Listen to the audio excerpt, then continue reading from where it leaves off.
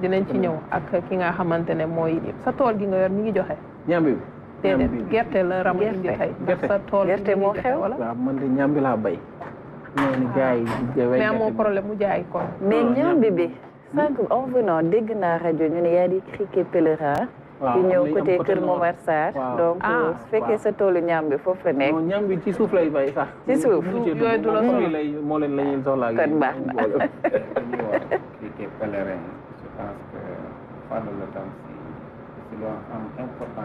importance oiseau. parce que xam ngeen am na ay oiseaux yoo xam ne c'est des oiseaux migratoires. ah d'accord.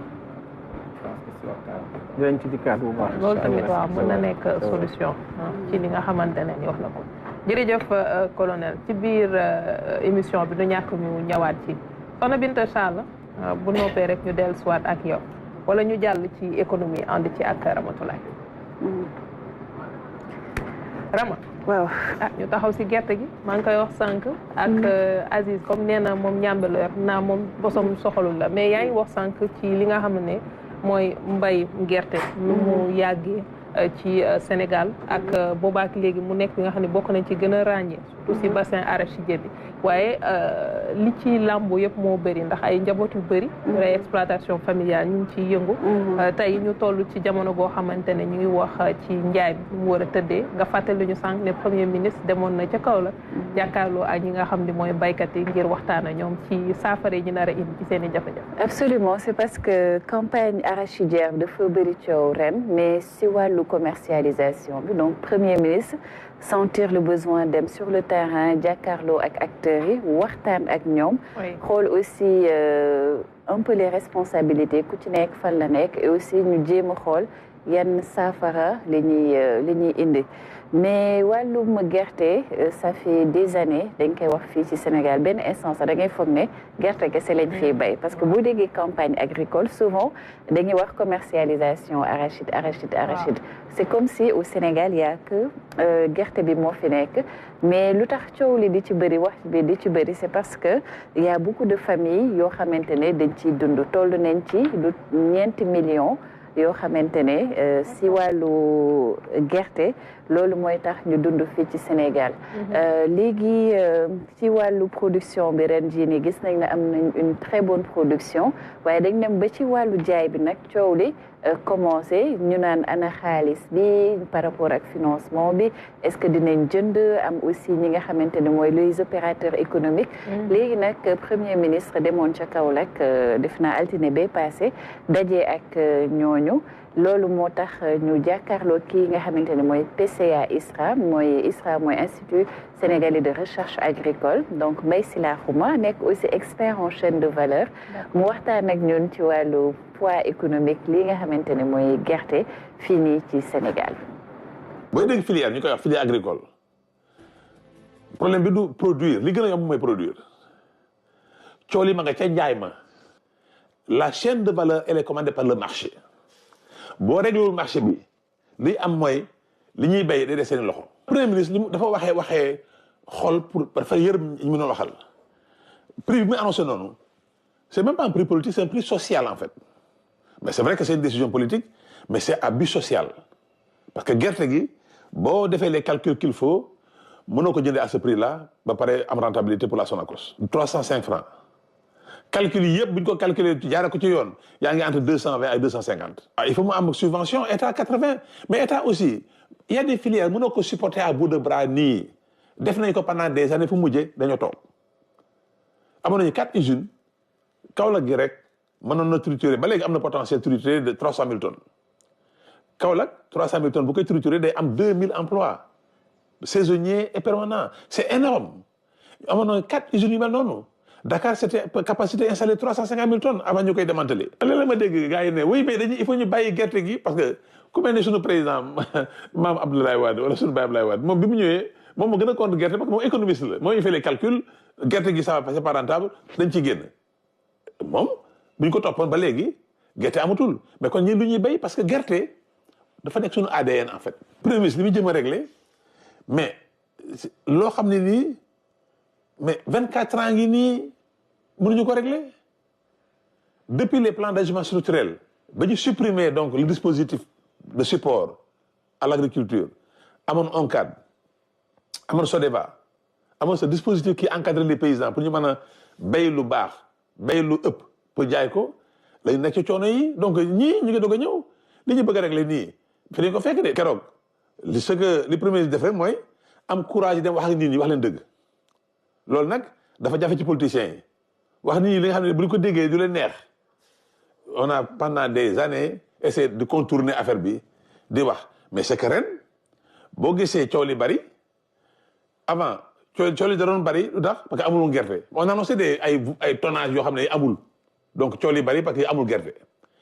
coow li bari fi mu nekk nii ndax am na gerte mais amul ko jënd filière bi moo compliqué parce que réglé wu ñu en fait les maillons essentiels mooy la transformation industrielle dans l'amont agricole la chaîne de valeur agricole nañ fexe ba béykat yi am ay rendement yu gën a baax parce que foo amee ay 800 kilos hectares boo fa amee 2 tonnes hectares boo jaayee effectivement comme la multiplication est associative mais li nga perte ci prix bi da nga koy gagné ci volume yi du am problème da ngay gën a am xaalis. socialement 4 millions de Sénégalais ñoo ci dépendre 4 millions de Sénégalais nag lu ñu dépendre état mënul wax ne sama yoon newu ci mënul nekk moo tax état téye arachide bi nii parce que bu ñu nee woy nañ bàyyi bay gerte bi waaw mais boo ko bàyyi loo koy remplacer woy on dit oui mais woy on peut faire des fraises waaw mais fraise pour nga def ko da ngay am ndox. Fogno. Fogno waaw Fogno mais Fogno problème Fogno man je suis un grand défenseur du Fogno parce que dama ko bëgg mais Fogno mënuñu am yenn tonnage yi parce que règle gu ñu la question de la récolte. ñëw na ci coow li nga xamante ne Sénégalais yu bëri loolu la ñuy wax la moo tax ñu tënku ci gerte gi. te wan nañu également am na ay paramètres yoo xam ne war nañ ko jël en compte mais li mu wax te mu ma retenir ko bokk na ci tamit prix bi nga xamante ne ni Sonacos bu ko jëndee gerte gi defar ba noppi ci wàllu rendement du am après li nga xamante ne nii mooy li war foofu tamit war nañ ci xoolaat taxawaay. loolu waral état di def subvention prix bi selon moom ni mu ko estimé entre 240 250 francs le kilo la war a mën a jar pour que Sonacos mën cee génn. mais dañ ko fixé ren jii nii à 305 francs.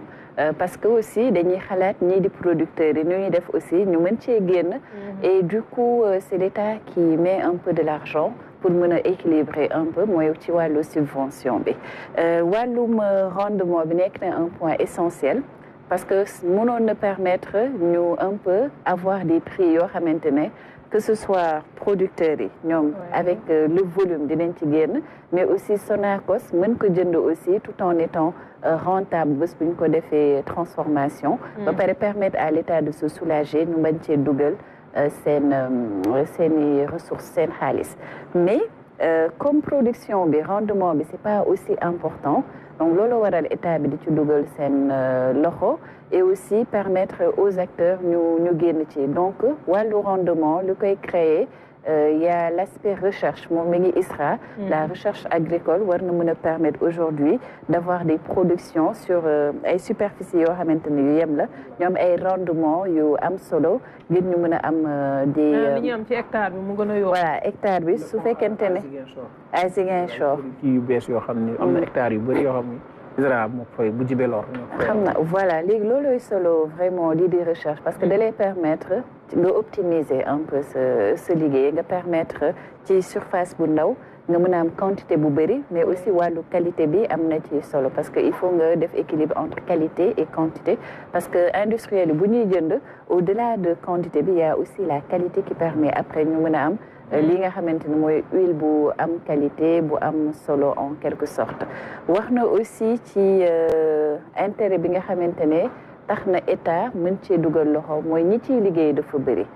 ça fait longtemps dañuy wax arachide et état di ci dugal loxo mais déjà c'est depuis la colonisation la ñu introduire woon li nga xamante ne mooy arachide ci culture Sénégal bi donc c'est pas loo xamante ne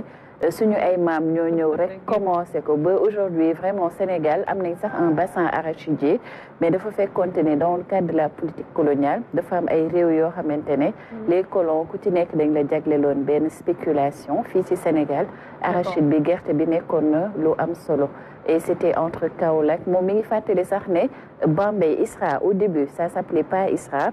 Sera de Bambey le tuddoon mooy station expérimentale de l'arachide pour dire que arachide dafa amoon doole lool ci suñu économie dañ ci defoon focus après il y a eu les Français bés bi ñu demee ba jógee ci wàllu traite bi parce que au début dañ nekkoon ci économie boo xam ne gerte bi tubaab bi ñoo ko encadré woon ci wàllu traite bi et autres léegi ñoom bi ñu demee bay quitté dañu dugal libano-syriens yi foofu noonu parce que xam naa dañu bañoon forcément que les noirs mën cee gis seen bopp maintenant nag c'est vers bi ñu demee ba xaw ma sucrière 32 loolu la wax ñoom ñoo permettre aux paysans ñu organiser leen en coopérative et que les premiers traitants plutôt opérateurs économiques yu njëkk yi yu ñuul ñi ci la ñu duggee ci wàllu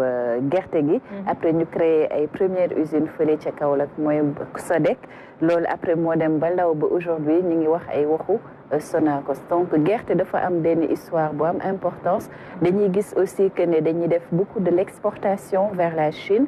loolu aussi premier ministre bi mu demee Kaolack wax na ci c'est important d'abord ñu satisfaire la demande locale permettre à la Sonacos ñu am la quantité nécessaire pour mën a def transformation et aussi lu gën a am solo mooy ñu transformer le maximum fii ci Sénégal parce que ci chaîne de valeur bi le plus tu transformes au niveau local le plus tu t'en sors sur le plan économique et aussi ngay créer waale ay emplois. D'accord. Et ci wàllu chinois yi aussi li ñuy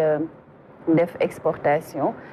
doyen Sila am na lum ci souligner loo xamante ne lu jar a bàyyi xel la suñuy wax exportation on pense souvent aux devises maanaam nga indi ay dollars dugal ko ci réew mi loolu dina nekk lu am solo ci état bi mais malheureusement ci jàngatam ñi nga xamante ne mooy chinois yi bu ñu ñëwee du dañuy yónnee dollars yi forcément mais dañuy ñëw fii à travers des entreprises wala au niveau du centre de l'allée Centenaire ñoom ay acteurs yoo xamante ne déjà fii ni xaalis bi ñoom dañuy indi seeni produits fii